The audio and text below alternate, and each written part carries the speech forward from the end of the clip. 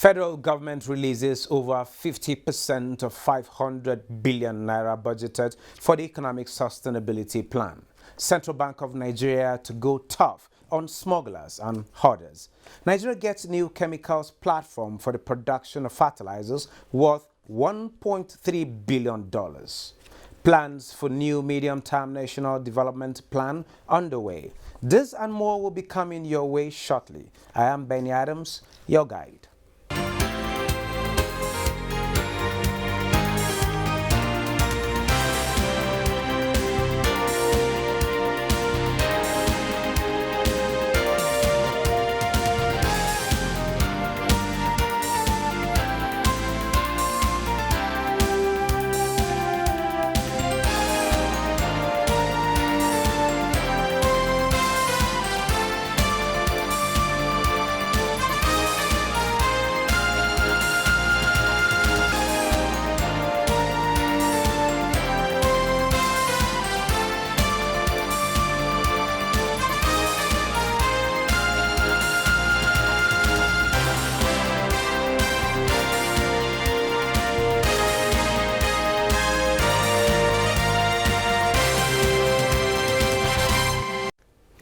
Good to have you join us at this time, and we start with the news that more than 50% of 500 billion naira budgeted for the implementation of the economic sustainability plan, which is designed to cushion the effect of the COVID-19 pandemic on Nigerians, has been released, with over 2 million jobs saved and created. This was made known by Minister of Finance, Budget and National Planning, Zainab Ahmed, at the monthly meeting of the Committee of the Implementation of the Economic Sustainability Plan, chaired by Vice President Yemi Oshibajo.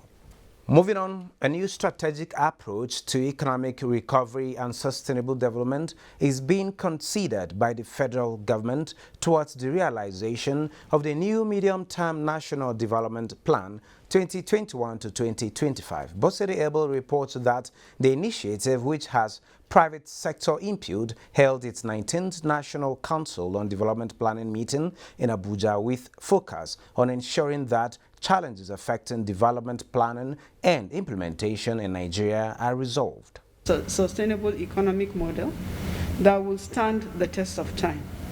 Achieving this will require maximum cooperation and collaboration at all levels of government. Indeed, the success that we achieved in terms of pulling the economy out of recession is a result of the increased collaboration and cooperation. The process for the development of the plans have progressed, leading to the approval of governance structure by His Excellency, Mr. President.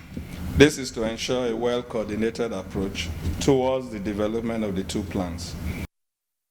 President Muhammadu Buhari has expressed optimism that Nigeria is on the path to becoming a regional and global fertilizer powerhouse.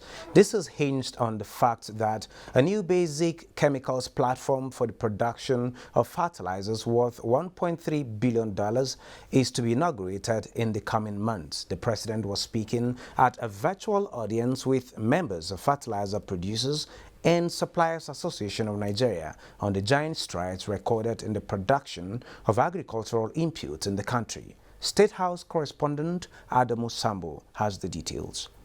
The new plant, a product of an agreement signed between Nigeria and Morocco, will produce ammonia, phosphoric and sulfuric acid, as well as various NPK fertilizers to complement the existing Dangote and Indorama chemical facilities, which produce urea and other industrial raw materials. When we combine these projects with the existing 44 blending plants, Nigeria will indeed become a regional and global fertilizer powerhouse.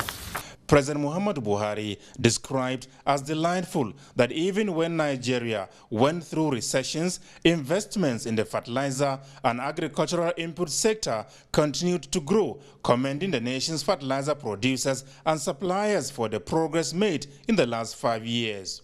As the president explained, lack of employment prospects and opportunities is a major contributor to the challenges of security, saying, however, that the federal government is committed to ensuring that worthy investments in rural Nigeria survive and indeed flourish.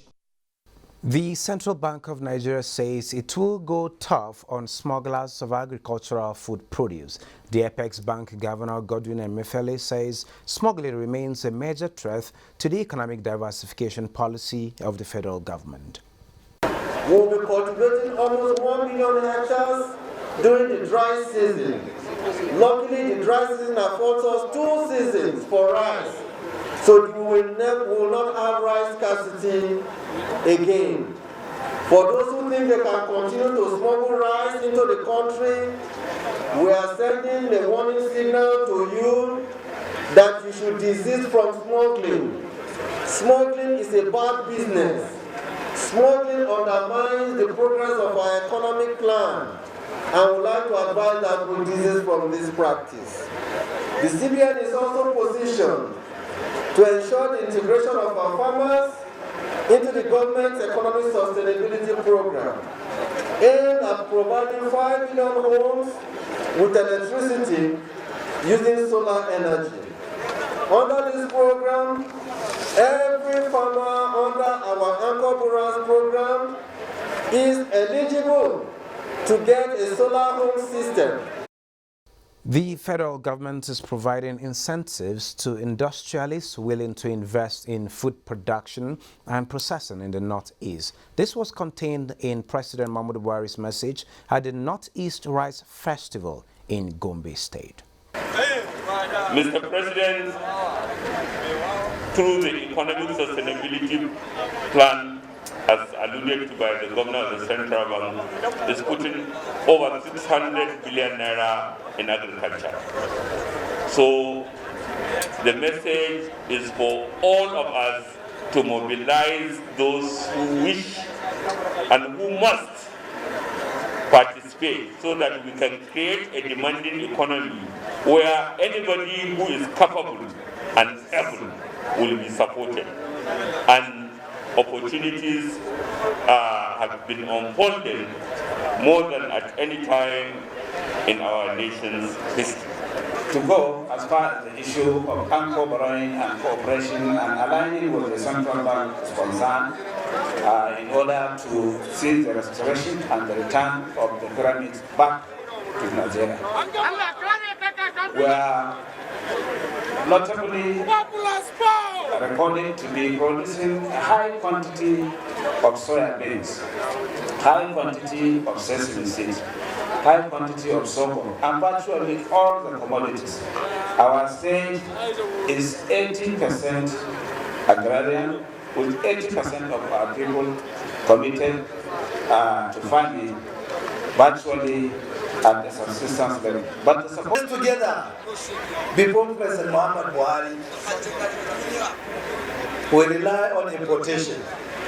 We import everything we consume, we import everything we use. We also know that oil is a delicate commodity. Well, still talking about the agricultural value chain, I have joining me Mr. Gideon Negedu. He's the Executive Secretary, Fertilizers, Producers and Supply Association of Nigeria, FEPSIN, to look at the fertilizer initiative and matters arising. Mr. Negedu, you're welcome to Business Express. Thank you very much. Okay, what is the current situation of Nigeria-Morocco partnership under the Presidential Fertilizer Initiative? Thank you again. The current position of that partnership is that it's waxing strong and stronger. Okay. It was initially for 3 years to revive the NPK blending industry in Nigeria. But today, we're proud to say that when it started in 2016 with just 11 blending plants, we are at 44 blending plants today. We're also proud to say that the Kingdom of Morocco has consistently supported in ensuring that there is technical capacity building on the part of the blenders who are investing in Nigeria. We've also seen supply of the key raw material, diammonium phosphate, amongst other raw materials that are used in blending. Today, Nigeria is proudly self-sufficient in NPK fertilizer blending and has zero need to import any fertilizer in NPK fertilizers into the country. Wow, talking about we have sufficient fertilizer, does that mean we can actually export? But before you get to answer that, you said we have 44 blending plants in Nigeria as at now. And I know the Nigeria Sovereign Investment Authority is a part of this. What role are they playing in this regard? Thank you very much. Nigerian Sovereign Investment Authority has played a very pivotal role in the success of this program. Okay. They have been involved in ensuring that we procure the raw materials, not just the DAP alone coming from Morocco, but other raw materials that we need in blending. They also source materials locally in Nigeria, truck it up all to the blending plant to support the industry in its infancy phase. I must say that that work has seen the industry mature now, where those blenders and those blenders are able to raise their own guarantees to be able to buy now from the Nigerian Sovereign Investment Authority. Okay, looking at the partnership, talking about Nigeria and Morocco, I understand there was a review recently. Yes. What are those new ideas that have been introduced into this agreement? Well, the agreement itself has been reviewed to reflect the presidential directive to restructure what we call the Presidential Fertilizer Initiative, which it has as a subset this agreement.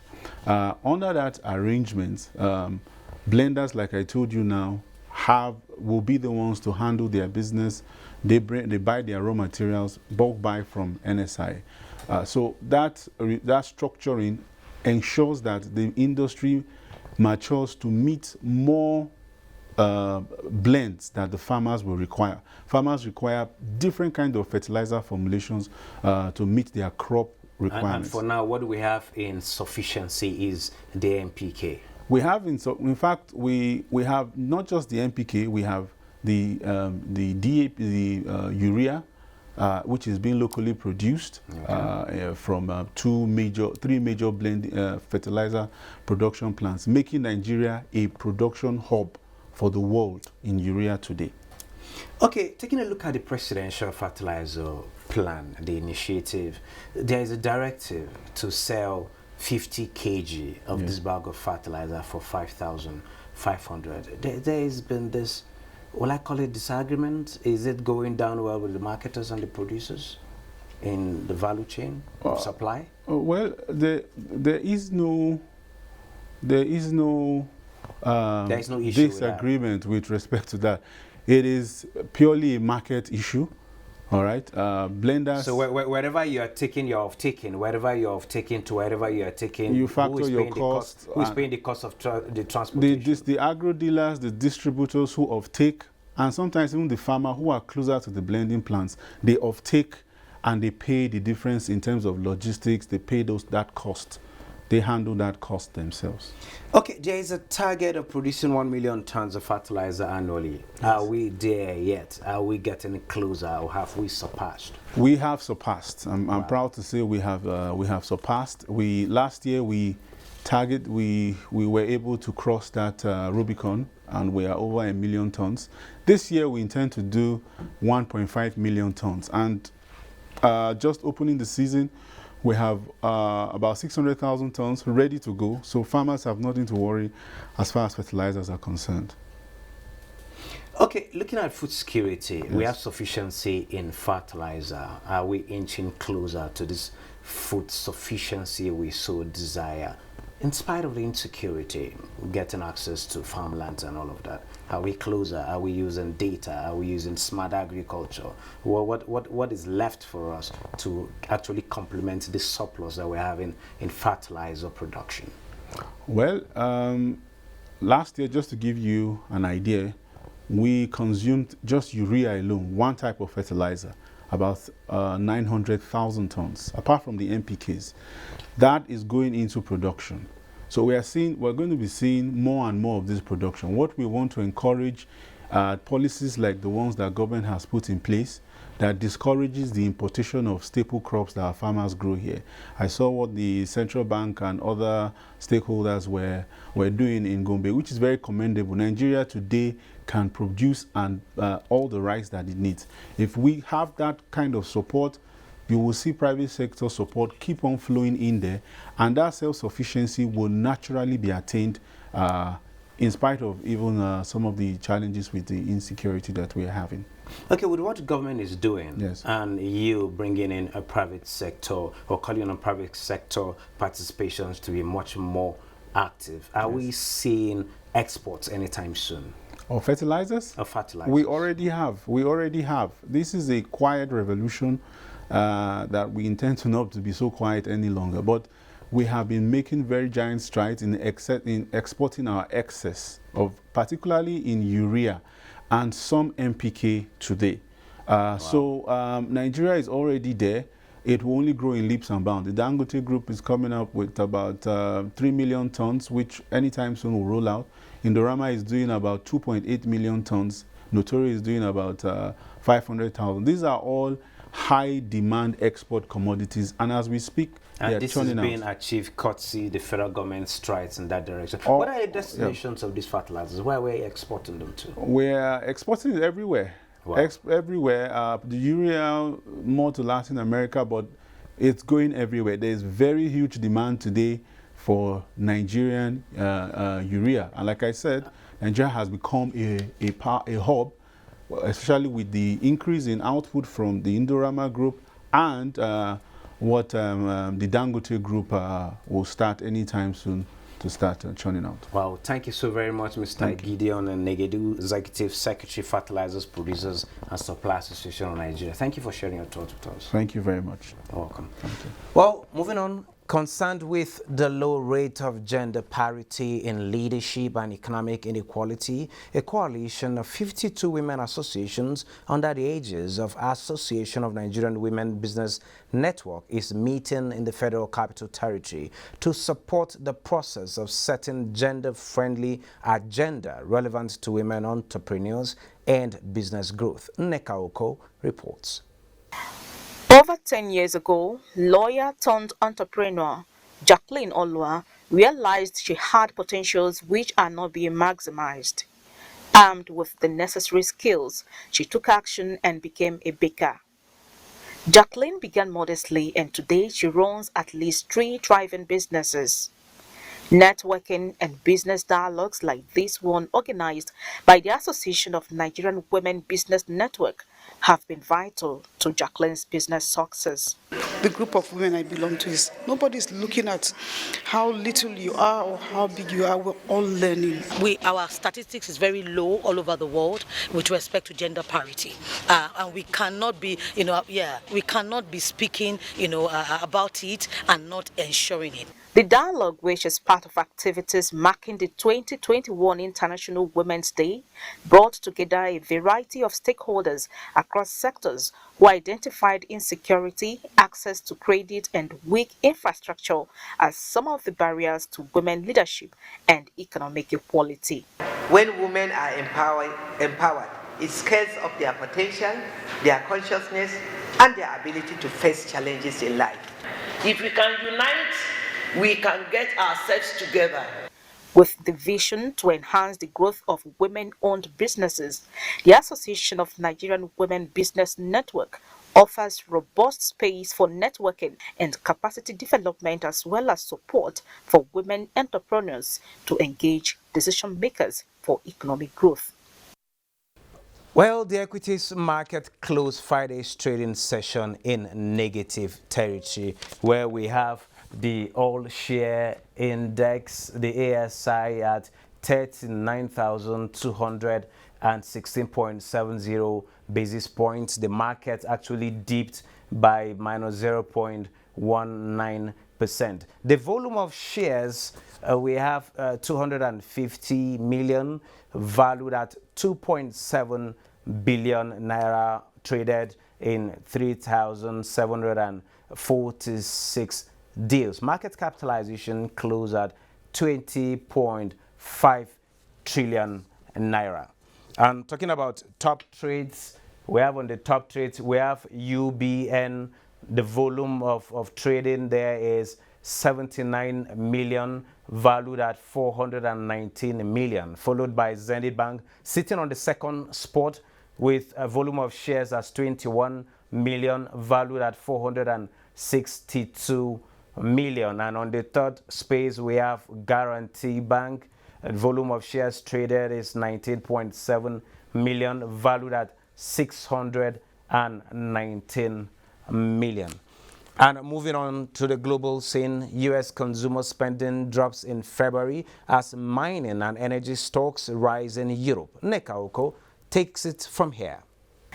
Stocks in Asia Pacific rose on Friday, with markets in mainland China and Japan among the biggest gainers.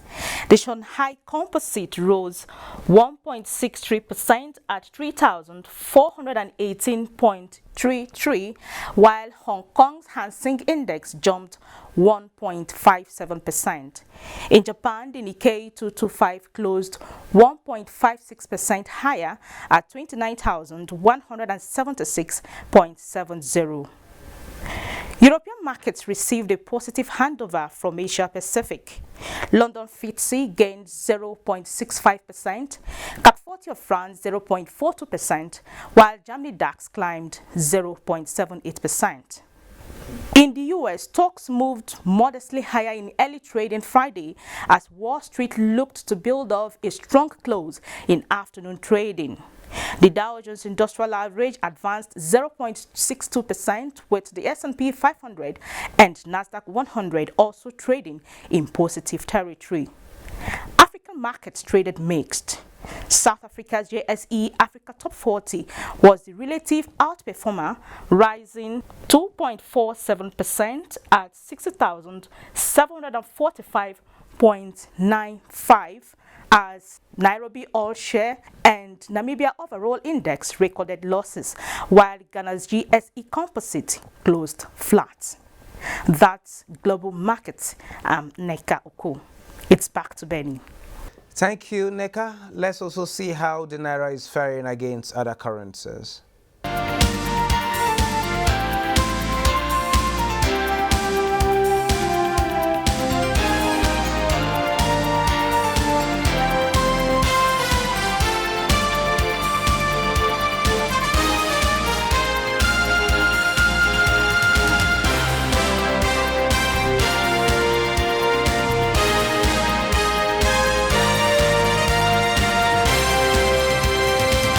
Moving on, it's time to take a trip to the commodities market.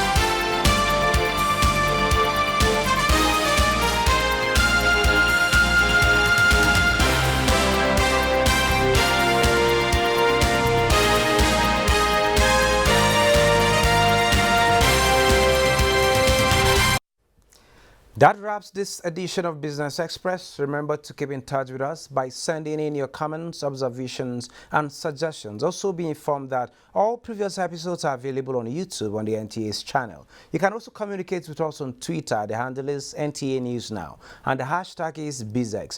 Business Express returns on Monday at 3 p.m. Be safe out there.